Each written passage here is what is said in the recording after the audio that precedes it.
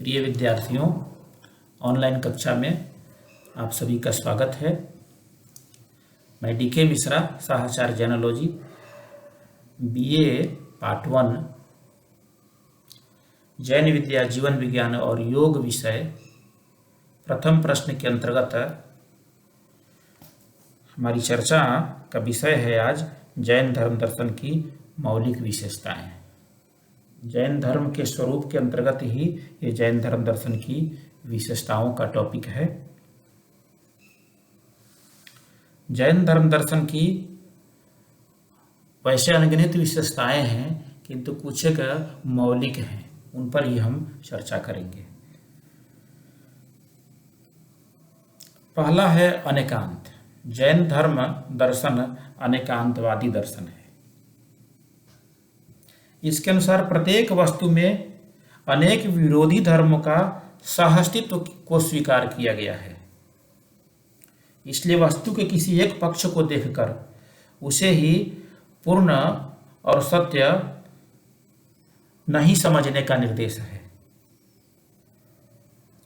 अपितु अपेक्षा भेद से वस्तु में निहित सभी धर्मों को समझने का प्रयास करने का विधान है। अनेकांतवाद के अनुसार अनंत धर्मात्मकम वस्तु में ही अनंत धर्म है, अनेक धर्म है। यदि हम किसी एक धर्म को ही एकांतिक दृष्टिकोण से मान लेंगे तो यह कथन हमारा सत्य नहीं होगा, मिथ्या कथन होगा।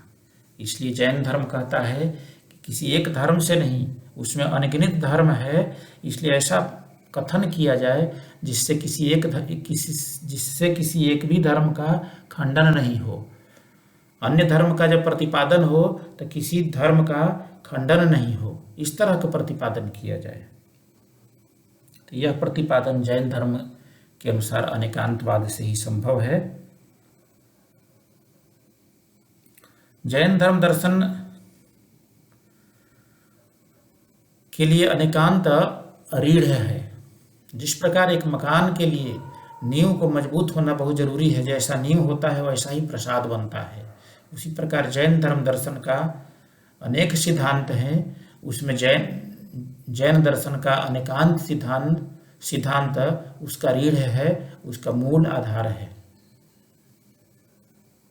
जैन धर्म दर्शन की दूसरी विशेषता है अहिंसा।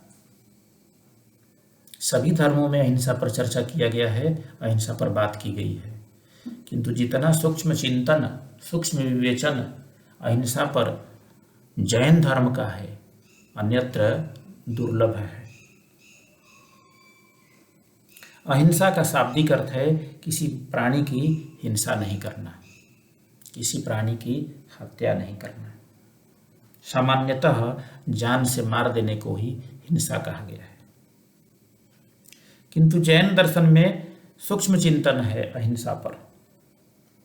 किसी प्राणी के प्राणों का हनन कर देना ही हिंसा नहीं, अपितु मन से, वचन से और काय से बुरा बोलना भी हिंसा है, बुरा सोचना भी हिंसा है। इस प्रकार मन, वचन और काया की शुभ प्रवृत्ति अहिंसा है और मन, वचन और काया की अशुभ प्रवृत्ति हिंसा है। यदि हम पूर्णतः अहिंसक बनना चाहते हैं तो अपने मन, वचन और काया की अशुभ प्रवृत्ति को छोड़कर मन से किसी को बुरा नहीं सोचे, वचन से किसी को बुरा नहीं बोले, शरीर से किसी को बुरा नहीं करें, इसका यदि हम त्याग करते हैं तो हम पूर्ण अहिंसा का पालन कर पाते हैं। कहा गया है कि प्रमत्त योगात प्राण व्यपरोपनम हिंसा। प्रमाद से और योग से किसी प्राणी के प्राण का व्याघात करना हिंसा है। वैसे ही जब हम अहिंसा को परिभाषित करेंगे तो हम ये कहेंगे कि प्रमाद का नाम हिंसा है और अप्रमाद का नाम अहिंसा है। योग का नाम योग से हिंसा होती है।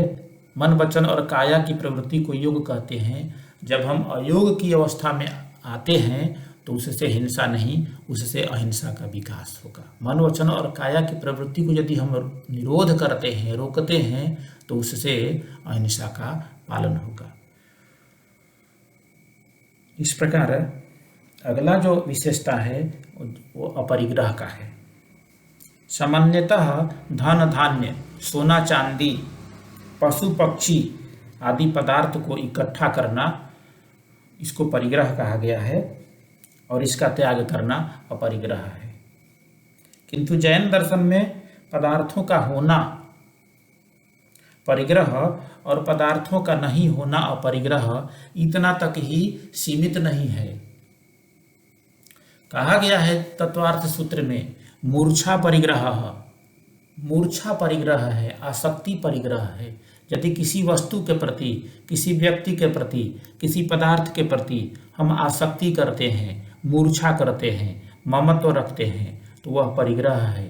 और यदि हम ऐसा नहीं करते हैं, मूर्छा का त्याग करते हैं, आसक्ति का त्याग करते हैं, लोभ का त्याग करते हैं, ममत्व का त्याग करते हैं, मोह नहीं करते, तो वह तब हम पूर्णतः अपरिग्रही हैं। इस प्रकार अगला टॉपिक है आत्मकर्तृत्व का। जैन दर्शन आत्मकर्तृत्ववादी है। इसके अनुसार सुख दुख बंधन और मोक्ष ये सब आत्मकृत हैं, ईश्वरकृत नहीं हैं, अज्ञात भी नहीं हैं, ये सब आत्मकृत है। इसलिए जैन दर्शन को आत्मकर्तृत्ववादी कहा गया है। आत्मकर्तृत्ववादी पुरुषार्थ में विश्वास करते हैं। व्यक्ति जैसा कर्म करता है, पुरुषार्थ करता है, वैसा ही उसे फल प्राप्त होता है। जैन दर्शन के अनुसार यदि हम अच्छा काम करेंगे तो अच्छा फल पाएंगे। नीम का बीज बोएंगे तो कड़वा फल मिलेगा। यदि हम आम का बीज बोएंगे, आम का पौधा लगाएंगे तो मीठा फल मिलेगा। इस प्रकार ये जैन दर्शन की विशेषता है आत्मकर्तृत्ववाद का। कहा गया है बंधपमोक्षो तुझ्यम अजथीव, हे पुरुष बंधन और मोक्ष का कारण तू ही है। कहा गया है अप्पा कत्ता विकत्ताय दुहानय सुहानय, अप्पा मितम मित्तमय दुपट्ठियो सुपट्ठियो। आत्मा ही मनुष्य के सुख और दुख का करता है, आत्मा ही मित्र है और आत्मा ही उसका दुश्मन है। जब हम अच्छे कर्मों में प्रवृत्त होते हैं तो हमारी आत्मा मित्र बनती है। यदि हम किसी बुरे कर्म में प्रवृत्त होते हैं तो हमारी आत्मा ही हमारे लिए शत्रु बनती है, क्योंकि वह आत्मा हमें बंधन का कारण बनती है, वह हमें गड्ढे में डालती है। इस तरह ये आत्मकर्तृत्ववाद का सिद्धांत है, विशेषता है जैन दर्शन की। जैन दर्शन साम्यवाद में विश्वास करता है, समतावाद। एकेंद्रिय से लेकर के पंचेंद्रिय तक समस्त प्राणी स्वाभाविक शक्तियों की अपेक्षा समान है। उनमें यदि भिन्नता दिखाई देती है तो कर्मों का आवरण की। जिसमें ज़्यादा कर्म का आवरण है उसमें स्वाभाविक शक्तियों का उजागर कम है। जिसमें कर्म का आवरण कम है उनमें स्वाभाविक जो शक्तियां हैं आत्मा के वो अधिक जागृत होती हैं। आत्मा में अनंत ज्ञान है, अनंत दर्शन है, अनंत शक्ति है, अनंत आनंद है, प्रत्येक आत्मा में है। किंतु यदि किसी जीव पर, किसी प्राणी पर आवरण है, कर्मों का आवरण, तो उसके ज्ञान और दर्शन ढके हुए हैं। जितना आवरण है उतना ही ज्ञान और दर्शन ढका हुआ है। जितना आवरण कम है, आवरण पतला है, उतना ही ज्ञान दर्शन उसके जागृत है। इस प्रकार जैन दर्शन समतावादी है। जैन दर्शन ज्ञान और क्रिया में समन्वय में विश्वास किया गया है। कोरा ज्ञान मनुष्य को मुक्ति मार्ग को प्राप्त नहीं करा सकता। कोरी क्रिया भी मनुष्य को मोक्ष की रास्ता नहीं दिखा सकती। यदि ज्ञान और क्रिया में समन्वय हो जाए तब मनुष्य अपने लक्ष्य को प्राप्त कर लेता है। इसीलिए कहा गया है सम्यक दर्शन ज्ञान चारित्राणि मोक्ष मार्ग। जैन दर्शन में 3 रत्न बताए गए हैं। किसी एक रत्न से मोक्ष की प्राप्ति नहीं होती। यदि सम्यक ज्ञान किसी को हो जाए, सम्यक दर्शन नहीं हो, सम्यक चारित्र नहीं हो, तो मोक्ष का गमन नहीं होता। वैसे सम्यक ज्ञान और सम्यक दर्शन साथ साथ होते हैं, किंतु सम्यक चारित्र नहीं हो तो भी सम्यक ज्ञान और सम्यक दर्शन धाराशायी हो जाते हैं, टिक नहीं पाते। इसलिए सम्यक ज्ञान, सम्यक दर्शन और सम्यक चारित्र तीनों जब साथ साथ होते हैं, तीनों का समन्वय होता है, तब मोक्ष की प्राप्ति होती है। ये मोक्ष के मार्ग कहे गए हैं जैन दर्शन में। जैन दर्शन की अगली विशेषता है परमात्म पद की। आत्मा में ही परमात्मा बनने की योग्यता है या अर्हता है। परमात्मा बन करके इस धरती पर कोई नहीं आता। व्यक्ति जैसा कर्म करता है उसके अनुसार फल मिलता है। व्यक्ति अपने कर्मों का क्षय करके परमात्मा पद को प्राप्त कर लेता है। तीर्थंकर कोई जन्म से तीर्थंकर बन करके कोई जन्म नहीं लेता। तीर्थंकर अपने कर्म करके घाती कर्मों को नष्ट करता है और फिर वह तीर्थंकर पद को प्राप्त कर लेता है। इसलिए व्यक्ति अपने पुरुषार्थ से, अपने कर्म से परमात्मा पद को प्राप्त कर लेता है। जैन धर्म दर्शन की एक और मौलिक विशेषता है मानव जाति में एकता। एका मनुष्य जाई, मनुष्य जाति एक है। ब्राह्मण, क्षत्रिय, वैश्य और शूद्र, इनमें जो भेद किया गया है, जातिगत भेद, ये मौलिक नहीं है, ये सब मनुष्यकृत है। वास्तव में इनमें कोई भेद नहीं है। महावीर ने कहा है उत्तराध्ययन सूत्र में कि न जटाही न गोतेना न जच्चा होती बंधनो। कोई जटा बढ़ा लेने से, कोई उच्च गोत्र प्राप्त कर लेने से ब्राह्मण नहीं होता। ब्राह्मण वह होता है जो शीलवान है, जो गुणवान है। जो भी गुणवान है, जो भी शीलवान है, वे सभी ब्राह्मण हैं। किसी ब्राह्मण कुल में जन्म लेने से वह ब्राह्मण नहीं होता। इस प्रकार मानव जाति में एकता में विश्वास जैन धर्म में किया गया है।